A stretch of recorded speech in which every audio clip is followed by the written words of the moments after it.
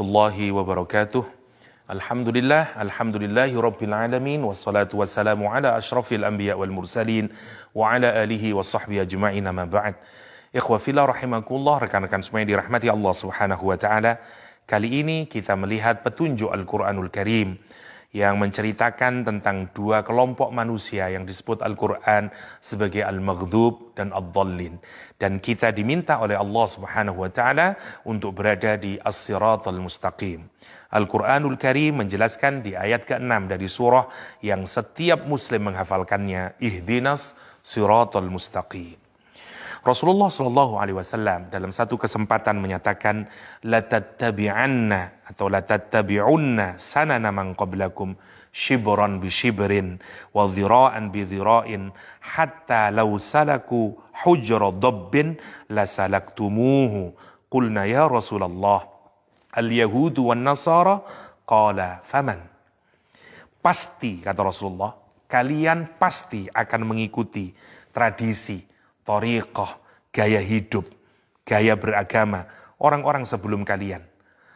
Shibron bi shibrin, sejengkal selengan dengan setapak demi setapak, sejengkal dengan sejengkal, wa dhira'an bi dhira'in, sampai lausalaku hujra dabbin, sampai kalaulah mereka menuju ke lubang biawak, ya, lasalaktumuhu, kamu juga akan mengikutinya, kata Rasulullah SAW.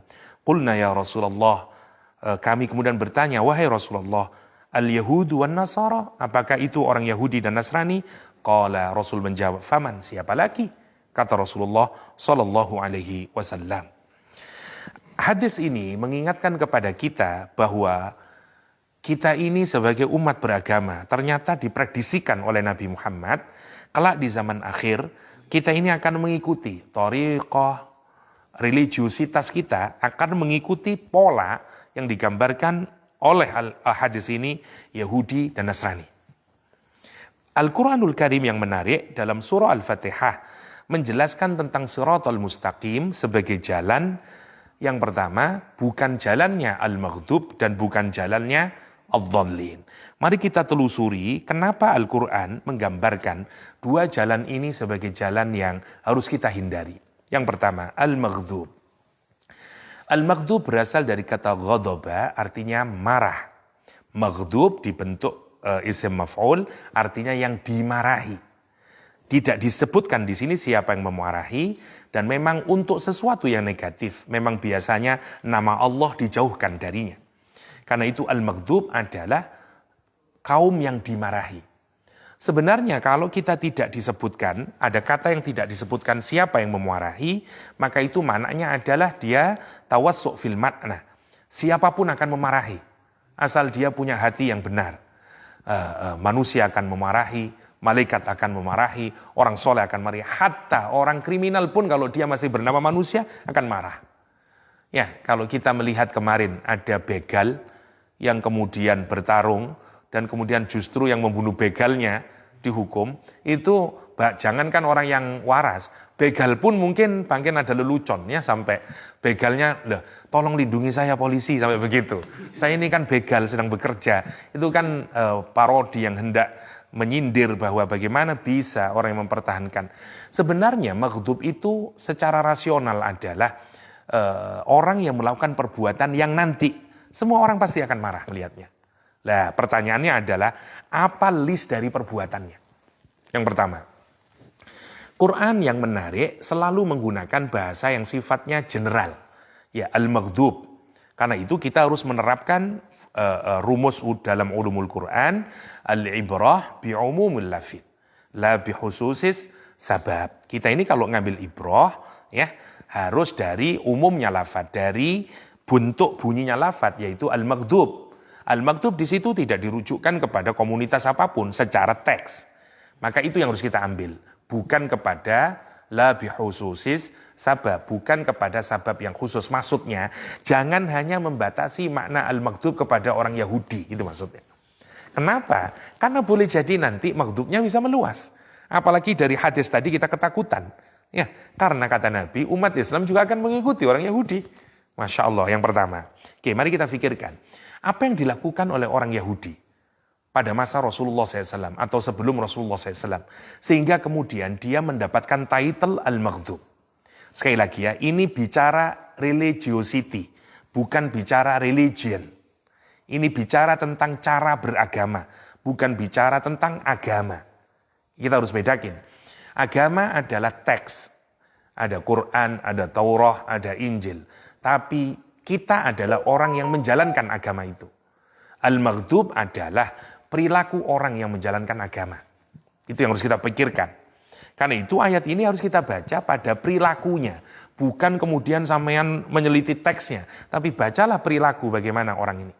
Dan nanti mari kita pikirkan, adakah di antara kita yang berperilaku sebagaimana perilaku orang Yahudi? Sebagian juga, adakah di antara kita yang berperilaku seperti perilakunya ad-dhallin? Itu yang penting untuk kita pikirkan, karena Quran menyuruh kita untuk tidak berperilaku sebagai al-maghdub dan berperilaku dalam agama seperti ad-dhallin. Yang pertama, apa pikiran kita kalau pertama kali membaca surat Al-Baqarah? Yaitu tentang pertanyaan orang Yahudi. Ya, kepada yang bertanya tentang berapa kepada Nabi Musa, berapa usia kerbaunya, apakah warna kerbaunya, apakah kerbaunya itu sudah pernah dipakai untuk membaca atau tidak, dan seterusnya. Ya, bertele-tele dia mempertanyakan sesuatu yang sebenarnya tidak ada pentingnya. Jadi prinsip yang pertama yang harus kita pahami adalah karakter beragamanya dari yang digambarkan oleh Al-Quran sebagai karakter cara beragama orang Yahudi adalah, maka kita ini yang pertama nanti akan dibawa kepada cara beragama yang hanya concern dengan akademik on top of akademik. Ya, sehingga kita ini tetap arguing terus tentang hukum, tentang isu-isu fikih, ya, meskipun mungkin dunia ini sudah tidak karu-karuan, karena maunya jangan kita tidak boleh bicara tentang justice, bicara tentang aktivisme sosial, bicara tentang hal-hal yang semacam itu. Cukuplah kita berdebat, tidak selesai-selesai urusan ru'yah, hisab, urusan begitu polanya. Itu pola pertama dari keberagamaan Yahudi. Sebagaimana mempertanyakan apa warna kambing, apa warna sapinya, berapa usia sapinya, apakah sapinya sudah pernah dipakai membaca atau tidak, dan seterusnya. Agama hanya menjadi semacam akademia yang orang berdebat dengan seterusnya dan seterusnya. Ya tentu kalau sampean menyatakan apakah tidak ada manfaatnya Ustadz, ya tentu semuanya tetap ada manfaatnya ya. Misalnya sudah dari dulu para ulama kita, kalau kita membaca ulumul Quran misalnya, menjelaskan perbedaan pendapat atau menjelaskan tentang orang-orang yang meragukan apakah Al-Quran itu maknan wa lafdhan dari Allah SWT. Dan sebagian dijelaskan siapa yang meragukan lafadznya dari Allah, kritiknya begini-begini. Bayangin sampai detik hari ini ada sebagian orang Islam yang masih berkecimpung di situ, aja tidak selesai-selesai. Nah, kalau Anda perhatikan hampir semua orientalis yang mempelajari Islam, profesor-profesor yang pinter-pinter itu, maunya mengarahkan kita kemana? Mengarahkan ke cara keberagamaan yang hanya peduli dengan akademik on top of akademik. Agama kemudian tidak punya kontribusi kepada justice, kepada social activism, kepada bagaimana merubah masyarakat yang jauh lebih baik. Karena kemudian hanya menjadi perdebatan yang tidak pernah habis-habis. Anda kalau pernah membaca bukunya misalnya John Wansbrough yang menguliti Al-Quran, yang berasumsi bahwa Al-Quran itu jauh sebenarnya sudah ada sebelum Nabi Muhammad ada. Dengan menggunakan data-data kitab-kitab yang ditulis dalam bahasa Suryani dan seterusnya. Wakil rektor Leeds University di Inggris. Masya Allah, jago, jangan tanya kemampuan bahasa Arabnya. Wah, bisa-bisa kalah semuanya dosen UIN-nya sama John Wansbrough. Pinter banget orangnya. Karena itu dijadiin wakil rektor. Tapi yang menarik adalah kalau kita membaca itu, mau ke arah mana kita ini? Jadi iman itu kemudian kehilangan elan vitalnya. Kritik dari misalnya Iqbal katakanlah, dulu para sahabat itu meneriakkan Allahu Akbar itu dengan seluruh hatinya. Dan hari ini kita menyatakan Allahu Akbar hanya muncul dari lesan kita, katanya Muhammad Iqbal. Ya. Nah, salah satu cara beragama orang Yahudi adalah kita ini kalau kita mengikuti cara beragama Yahudi, yang pertama adalah nanti agama itu hanya sekedar diskursus ilmiah yang tidak sampai kepada perubahan pada pribadi kita, apalagi perubahan kepada sosial. Asal kita berbicara secara akademik, oke. Habis itu selesai, nggak ada apa-apanya. Anda kalau melihat sarjana-sarjana, sebagian sarjana kita ya, diskusi mungkin sampai jam 2 malam, jam 3 malam, bicara tentang Quran, bicara tentang tafsir, that's it, habis itu nothing. Nggak ada perubahan apa-apa, sholatnya tidak berubah, subuhnya hilang, nggak ada perubahan pada masyarakatnya, pada keluarganya. Apakah itu yang diajarkan dari cara beragama gaya Nabi Muhammad SAW? No. Itu gayanya orang Yahudi. Nah, itu yang pertama. Kalau kita pelajari Al-Quran, yang pertama orang Yahudi adalah menjadikan agama hanya seperangkat diskursus agama saja. Tapi tidak punya relevansi dengan kehidupan kita. Nomor satu. Nomor dua. Orang Yahudi itu memparodikan agama. Ketika Al-Quran menyatakan di surat Al-Baqarah, wa idh qulna dkhulu hadhil qaryata fakulu minha haitsu syi'tum ragadan ya. Wa qulu khittatun naghfir lakum khotoyakum wa sanazidul muhsinin. Ketika mereka masuk ke kota, ya terus disuruh berkata hittatun. Hittatun itu ya Allah ampuni kami ya Allah. Ya, agar kemudian Allah mengampuninya. Tapi oleh orang Yahudi diplesetkan. Hittah yang artinya ya Allah ampuni kami ya Allah. Hapuskan dosa-dosa kami ya Allah. Diartikan hintah, ya Allah beri aku gandum ya Allah. Coba, aku kurang ajar dah. Sounds similar dengan sebagian di kantor orang Islam yang melesetin ajaran agama. Ya bayangin. Ciri kedua dari keberagaman Yahudi, melesetin. Ngolok-ngolok ajaran agama. Ngomongnya hittah dibaca hintah. Ya, ro'ina diplesetin lagi. Yang kedua, melesetin. Ya, agama seakan-akan dan seterusnya, dan seterusnya. Ya, ada seorang sarjana alumni Melbourne, teman saya sendiri, kakak kelas saya, menulis di Twitternya, bahkan dia menyatakan bahasa Arab itu sebenarnya sudah baru benar-benar jadi itu abad ke-5 sebelum Masehi atau gimana lah. Yang kata dia, kalau memang benar-benar Quran itu benar-benar sudah, bahasa Arab itu sudah begitu sempurna di zaman Nabi lahir, itu malaikat kayaknya perlu kursus deh kepada, kata dia. Saya bacanya itu agak mangkel saya. Bayangin ya, bukan mangkel gimana maksud saya. Lah kalau agama jadi kayak begini, kita ini akan dibawa begitu, diskusi. Coba bayangin, kalau itu kita ladeni, apa yang terjadi? Diskusi, on top discussion, akademik, on top akademik, tidak akan selesainya. Dan tidak akan punya pengaruh-pengaruh apa-apa pada iman kita. Kecuali mungkin nambah jurnal, nambah pamor, nambah dan seterusnya, dan seterusnya. Yang semuanya disederhanakan adalah yuridunal hayatad dunya. Tapi tidak ada perubahan di hati, tidak tambah soleh, sholat mungkin tambah tidak sholat, dan seterusnya. Nah, kita ini sebenarnya sudah tahu, dan orang Islam, kata Rasulullah, mesti ngikutin begitu. Dan kita tahu, sekarang sudah ada yang ke sana, itu nomor satu ya. Melecehkan, nomor tiga. Mereka melakukan tahrif. Yuharrifunal kalima amma wadhi'ihi. Karakternya orang Yahudi. Dia melakukan tahrif terhadap ayat-ayat Allah SWT. Yang ini mestinya begini diartikan begini. Yang ini dihapus, yang ini dibuang. Sekarang perilaku siapa biasanya begitu? Selain perilaku juga teman-teman liberal, juga perilaku teman-teman radikal. Sama persis. Orang-orang liberal itu sama, menghapus hadis ini tidak ada ini. Orang radikal juga sama perilakunya. Hadis yang ini tidak benar, ini hadisnya ini. Sama perilakunya, tahrif. Tahrif. Sampai kalau mempelajari bukunya Aiman Az-Zarqawi dan seterusnya, buku-buku yang membawa orang meledakkan gedung dan seterusnya, caranya bagaimana? Tahrif. Sama perilakunya. Nah, sampai pada puncaknya nanti setelah tahrif adalah yastaruna bi ayatillahi samanan qalila. Ayat ini juga turun kepada rabai Yahudi. Mereka menjual ayat-ayat Allah dengan harga yang murah. Kenapa? Karena dia mengartikan ayat Al-Quran sesuai pesanan. Kalau begini, oke, artinya begini.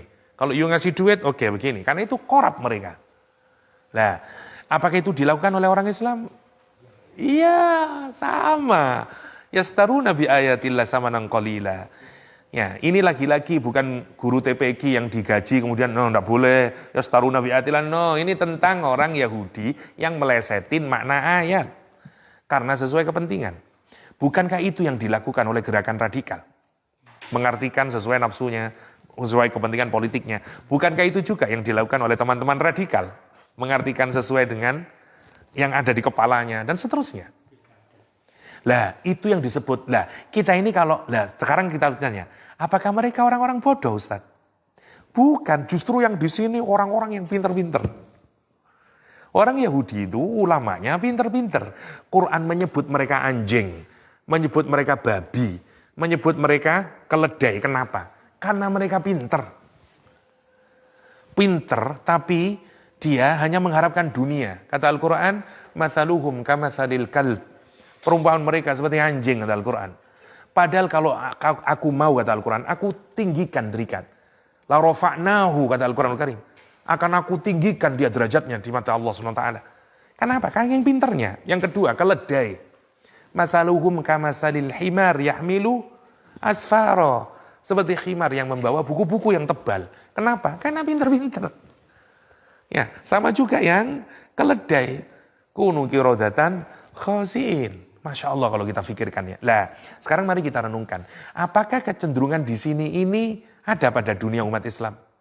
Kalau kita mau jujur, ada. Ada. Dari yang liberal sampai ke yang radikal dengan pola Yahudi. Sekali lagi ya, ini bukan kita rasis terhadap agamanya, tapi cara beragama yang telah dilakukan oleh orang Yahudi zaman dahulu. Jadi Allah itu kalau ngasih contoh, clear. Ghairil maghdub. Makanya kita harus menelusuri. Makanya kenapa setelah Al-Fatihah surat Al-Baqarah? Karena surat Al-Baqarah mendaftar semua kesalahannya orang Yahudi. Itu poinnya. Sehingga kita ini masuk di otak kita. Oke, that's it. Jadi kalau disebut maghdub itu adalah A, B, C, D, E, dan seterusnya. Sayangnya kita tidak pernah mempelajari. Setelah kita mempelajari kesalahan orang Yahudi, camkan itu pada diri kita. Lihat perilakunya pada umat Islam. Ada enggak yang pola begitu? Saya berani yakin, itu semuanya sudah ada, semuanya bibit-bibitnya pada umat Islam. Ya, Masya Allah kalau kita pikirkan, itu yang disebut dengan maghdub. Maghdub yang pertama. Jadi kalau saya sederhanakan, maghdub itu biasanya berkenaan dengan hukum. Makanya saya menyebut maghdub itu keberagamaan eksterior. Ya, berkenaan dengan hukum, berkenaan dengan dan seterusnya dan seterusnya. Dan puncaknya adalah kaku. Puncaknya dari model maghdub adalah membunuh para nabi. Bayangin. Bukan orang biasa lagi yang dibunuh itu, nabi dibunuh. Wa yaqtuluna anbiya'ahum. Sekarang saya tanya, apakah orang Yahudi membunuh nabinya itu hanya ngasal atau berdasarkan dalil? Berdasarkan dalil. Mereka itu mensifati Nabi Isa memang sebagai harus dibunuh. Justru ini yang rusak. Mereka membunuh Nabi Muhammad. Apa tidak berdasarkan dalil? Berdasarkan dalil. Jadi menarik. Dan itu sekarang ada di mana? Ada di Islam radikal. Apa dibikin tidak pakai dalil mereka? Pakai dalil. Masya Allah ya. Sadaqallahul azim. Nanti kita ketika membaca Ghairil Maghdubi itu akan benar-benar terasa, ya Allah. Berat sekali tantangan kita memberikan agama itu. Ada tarikan untuk menjadi radikal. Ada tarikan untuk menjadi liberal. Dan dua-duanya kalau sampean pikirkan, tujuannya cuma satu. Yuridunal hayatad dunya. Masya Allah ya. Nah makanya kita harus hati-hati. Dua ini, yang pertama. Sekarang yang kedua, Ghairil Maghdub. Kalau kita mendefinisikan sesuatu, kalau dalam mantek itu caranya adalah cari opositnya, kan begitu. Sekarang kasih opositnya dulu. Siapa nih Siratal Mustaqim? Caranya lawannya dulu, bukan maghdub dan bukan ad-dhalin. Nah, kalau yang di sini itu melihat dari sisi lahir, zahir, namanya hukum syariah, yang di sini dari sisi hakikah, dari sisi batiniahnya, namanya ad-dhalin. Tersesat. Kenapa tersesat? Beda di sini. Kalau di sini orang itu tersesat kapan? Kalau dia kurang informasi, kurang ilmu, ya dah. Di sini enggak pepe ilmu, tapi dia menggunakan Nah gitu, polanya itu begitu. Di sini punya ilmu, tapi dengan logikanya dia bermain, bisa merubah-rubah agama menjadi liberal, merubah-rubah agama untuk kepentingan politik. Jadi kalau di sini punya ilmu, tapi nanti keluarnya menjadi dua. Either menjadi liberal atau menjadi radikal. Kalau yang di sini kurang ilmu, karena itu menjadi tersesat. Namanya dhalin. Nah, potret keberagamaan yang dhalin itu adalah dicontohkan oleh Rasulullah, oleh para mufassirin. Rasulullah juga menyadari adalah Nasrani. Coba lihat, kenapa kok nyontohin Nasrani? Kayak sini, masuk sampean mau nyontohin orang maghdub itu orang sekarang. Ya kalah lah dengan orang Yahudi. Wong nabinya dibunuh. Seradikal-radikalnya orang sekarang, siapa yang dibunuh? Warga sipil. Ini bukan warga sipil, nabi dibunuh. Lah gila toh. Dan itu atas nama ajaran agama. Masya Allah. Karena itu Al-Quran menggunakan Yahudi sebagai contoh. Meskipun lagi-lagi bukan kita hanya mengkhususkan kepada Yahudi. Kan orang Islam juga sama nanti. Masya Allah. Ya. Masya Allah. Yang pertama. Yang kedua, sekarang ad-dhalin. Puncak dari penyesatan. Ya, cara beragama secara batin. Siapa? Nasrani. Yakni apa? Menuhankan manusia jadi Tuhan. Katakanlah mau ada panteisme, melihat semua Tuhan itu bersemayam pada semua benda di dunia ini. Atau yang menganggap mengkultuskan orang sampai pada tahapan, dia wali yang tidak mungkin salah. Misalnya, manunggaling kaula Gusti, hulul, wahdatul wujud, dan seterusnya lah. Sebenarnya ini nanti harus kita hati-hati, karena ini bisa nyerempet ke titik paling ekstrim. Karena itu hati-hati, yang zahir itu ada titik ekstrimnya, yang batin juga ada titik ekstrimnya. Misalnya kita ngultusin orang, kiai, ustadz, yang kayaknya dia tidak mungkin bersalah, kita maksumkan orang itu. Ini juga ekstrim. Jadi kan kalau mempelajari agama-agama sempalan atau devian sek pada agama Islam, mulai Lia Eden, Musodek, dan seterusnya, itu semuanya adalah ekstrim di bidang spiritualitas. Lia Eden berkumpul, pakaian putih semuanya di Monas, minta ngirim surat ke Jokowi. Kenapa? Karena nanti akan datang UFO dan akan membawa jamaahnya Salamullah, jamaah Lia Eden, langsung ke surga. Dan mereka diam di Monas. Alhamdulillah tidak turun kometnya ya. Dan itu beneran. The Heaven Gate. Kalau sampean familiar dengan The Heaven Gate, satu grup di Amerika Serikat, pengikutnya adalah hampir semua intelektual. Ya, alumni Harvard, alumni segala macamnya.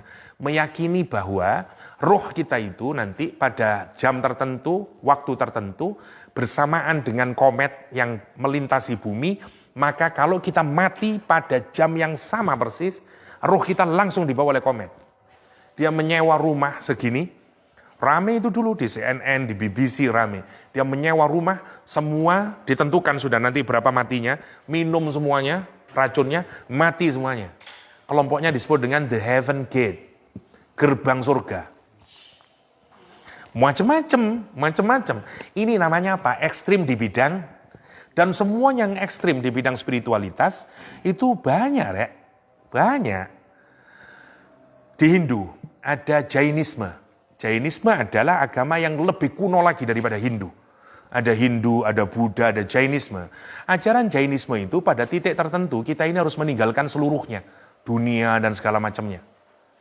Anaknya umur 3 tahun dia tinggalin. Karena orang tuanya sudah harus meninggalkan hidup monas kayak begitu. Masya Allah.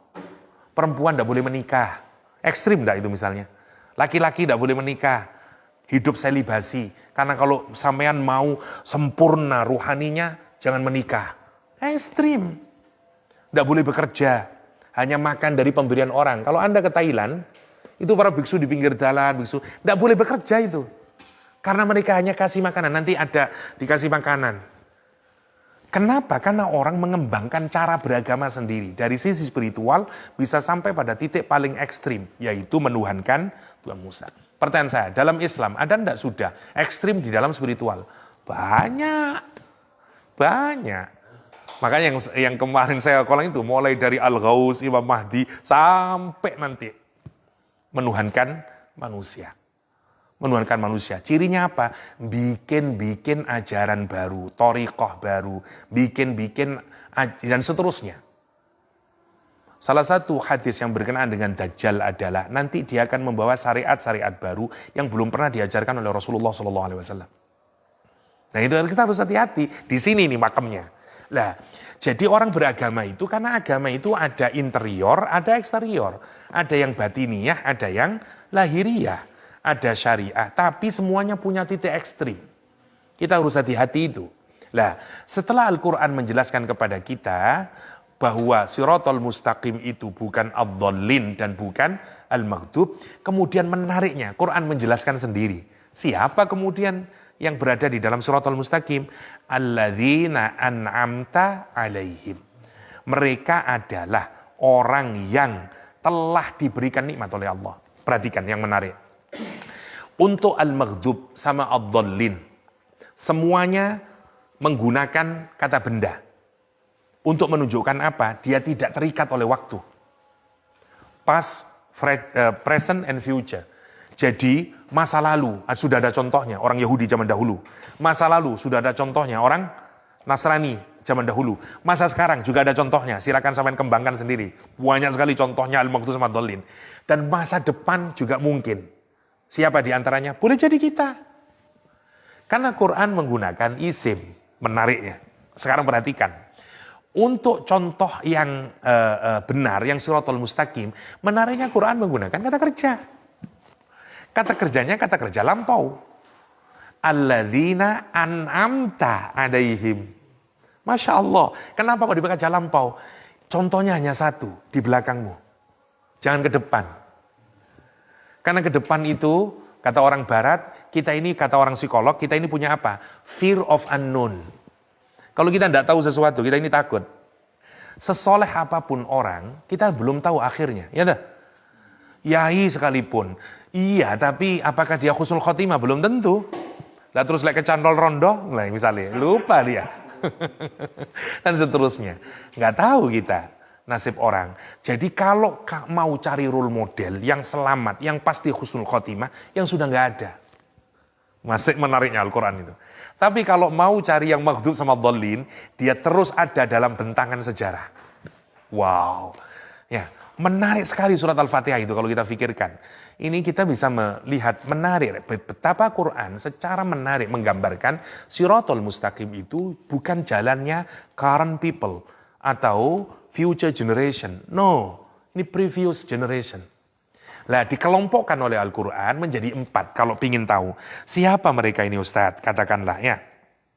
Yang pertama, Quran menyatakan mereka ini adalah an-nabiyyin yang pertama, yang kedua as-siddiqin, terus kemudian asy-syuhada, yang terakhir adalah as-salihin. Jadi kalau mau contoh pastikan 4 ini saja. Alladzina an'amallah minan nabiyyin was-siddiqin was-syuhada was-salihin. Nabiyyin semuanya nabi, dia good role model. Karena keberagamaannya tidak ada yang ekstrim. Mulai dari Nabi Adam sampai Nabi Muhammad SAW. Kalau mau cara bagaimana ya religiositas yang benar itu. Hari ini kita bingung mencari religiositas di tengah segala macam. Udah ada contohnya. Bagaimana dia menjalankan kehidupan dan seterusnya. Kita contoh pertama, para anbiya. Kalau kita menyatakan Ustadz, terlampau jauh para anbiya Ustadz, ini bagaikan langit dan sumur. Ustadz, saya tidak bisa kecap mereka misalnya. Yang turun lebih rendah, siddiqin. Para siddiqin. Ya, siapa mereka para siddiqin? Abu Bakar As-Siddiq, para sahabat Nabi. Waduh Ustadz, mau niru Abu Bakar As-Siddiq. Kalau sodako semua hartanya, tidak mungkin saya Ustaz. Tapi minimal kita bisa melihat itu, biografi hidupnya, caranya, bagaimana mereka menjalankan keagamaan, itu yang benar. Yang ketiga, kalau kita gitu syuhada, ada berapa ribu para syuhada ini, lihat karakter mereka. Atau yang paling dekat syuhada kita, syuhada di tanah air, lihatlah, Mbah Hasyim Asy'ari, para syuhada, Salahuddin Al-Ayyubi, misalnya Muhammad Al-Fatih. Lihat itu semuanya. Syuhada was-salihin. Terakhir orang-orang saleh yang sudah meninggal. Yang kita sepakat orang menganggap orang saleh. Mau lokal, mau internasional. Itu yang harus kita lihat. Lihatlah orang yang sudah saleh, Romo Yai Hamid. Semua orang sepakat, tidak ada orang menyatakan Romo Yai Hamid tidak soleh, nggak ada. Semua orang sepakat, Romo Yai Hamid soleh. Dan seterusnya. Romo Yai misalnya siapalah, dan seterusnya. Itu contohnya. Jangan menyontoh orang yang masih hidup karena kita nggak tahu. Bolehlah kita dengerin nasihatnya. Tapi kalau Anda mau jadikan role model, kata Al-Quranul Karim, an'amta alaihim. An'amta alaihim. Mbak Maimun Zubair, contoh. Ya, laisa minna, ya, dan seterusnya. Itu maksudnya. Contoh di situnya. Contoh 4 itu. Nah ini kalau kita detailkan, tinggal cari karakternya dalam Al-Quran. Ini bisa jadi satu artikel yang sangat menarik. Sama cari nanti karakter syuhada dalam Al-Quran kayak apa, karakter siddiqin kayak apa, karakter solihin kayak apa. Maka itu yang akan jadi role model. Seperti inilah sebenarnya religiositas yang mau ditampilkan oleh Al-Quran Al-Karim. Rasulullah SAW meninggal dunia ketika kemudian dia makin panas, ya, dan kemudian meminta kepada Aisyah radhiyallahu anha, ambilkan siwak. Ya, diberikan siwak, mau digigit masih sangat keras. Kata Rasulullah, tolong gigit lagi. Dikunyah-kunyah sama Aisyah, karena itu Aisyah bahagia sekali. Kenapa? Ketika ditanya kenapa engkau bahagia? Karena air liurku bercampur dengan air liur Rasulullah, dan itu yang membuat beliau sampai meninggal dunia nanti. Karena membawa campuran air liurku dan air liurnya Rasulullah SAW. Dan itu bangga Aisyah. Ya. Jadi dikunyah dan kemudian baru Rasulullah bersiwak. Ya. Nanti tangannya lemas begini Rasulullah SAW. Nah, kalimat yang terakhir sebagaimana dilaporkan oleh Aisyah radhiyallahu anha, Rasulullah mengucapkan apa kalimat terakhirnya? Mengucapkan surah alladzina an'amallahu alaihim minan nabiyyin wasuhada wassalihin.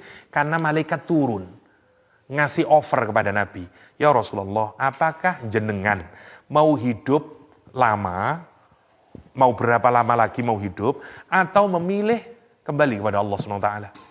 Ya, Rasulullah kemudian membaca ayat ini sambil nanti meninggal dunia itu.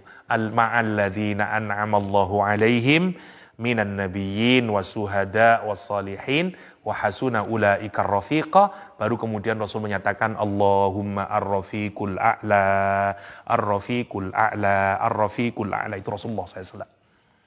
Ya, jadi ya memang itu yang terindah bagi kita orang beriman. Kalau sungguh-sungguh role model kita, ideal kita ya 4 orang itu. Karena itu yang keinginan kita. Siapa yang tidak ingin kelak bisa berkumpul dengan Rasulullah SAW? Siapa yang tidak ingin berkumpul dengan Abu Bakar As-Siddiq, dengan Umarul Khattab? Siapa yang tidak ingin berkumpul dengan para syuhada? Siapa yang tidak ingin berkumpul dengan guru-guru kita yang saleh? Masya Allah. Saya kepingin berkumpul dengan guru-guru saya dulu di pondok. Masya Allah. Kan itu yang kita inginkan. Lah, apa bedanya? Itu ya. Jadi kalau yang sebelah kanan membawa agama kehilangan spiritualitasnya, sehingga hanya menjadi konsumsi politik, hanya menjadi atraksi intelektual. Yang sebelah sini agama kehilangan hukumnya, sehingga kemudian hanya menjadi sebatas olah spiritual saja. Kalau yang di sini bicara syariah, itu cuma syariah, dan seterusnya. Sudah tahu orang yang tidak sholat, ya, tapi hanya karena bisa membaca batinmu, masih kamu anggap dia adalah contoh model terbaik. Itu ekstrim dalam beragama. Kenapa Anda tidak menggunakan Rasulullah sebagai figur dan seterusnya? Sudah jelas-jelas tidak sholat misalnya. Kecuali kalau orang majdub ya, lain cerita. Ini orang normal, kita tahu semuanya tidak sholat misalnya. Masya Allah, karena apa? Ekstrim. Dan yang sebelah kiri, lemes sekali dalam syariah. Gampang sekali dalam urusan syariah. Persis seperti orang-orang Nasrani. Semoga kita dipastikan oleh Allah SWT untuk tetap berada sabat siqah ala siratil mustaqim. Hidayah, kata para ulama, dibagikan menjadi 3. Yang pertama, hidayah secara umum. Semua orang diberikan, semua makhluk diberikan oleh Allah SWT hidayah yang pertama ini. Mau hewan, mau semuanya. Ya. Kenapa? Karena semuanya mendapatkan hidayah yang pertama. Misalnya, saya tidak panjang-panjangnya, satu ayat misalnya menggambarkan itu. Tusabbihu lahu ma fis sama, tusabbihu lahu samawati wal sab'u wal ardu wa man fihinna wa im min syai'in illa yusabbihu bihamdih walakin la tafqahuna tasbihahum innahu kana haliman ghafura. Surat Isra misalnya. Semua bertasbih. Kapan orang bertasbih? Kalau dia memahami, mensucikan Allah. Karena itu para ulama sepakat semua makhluk itu sebenarnya punya jiwa atau punya kesadaran sehingga dia bertasbih. Nah, itu disebut dengan first degree of hidayah, guidance. Second degree itu hidayah yang diberikan kepada makhluknya Allah yang berakal. Manusia, jin, malaikat. Ini yang kedua. Yang ketiga adalah namanya taufik. Inilah yang paling tertinggi, yaitu hanya diberikan kepada orang yang beriman dan kemudian Allah tuntun dia untuk terus di dalam hidayah tersebut, mencocoki antara ilmunya dengan perbuatannya, mencocoki antara hidayah dengan perbuatannya, namanya taufik, ya, muwafaqah, cocok kemudian. Lah itu hidayah yang paling tertinggi.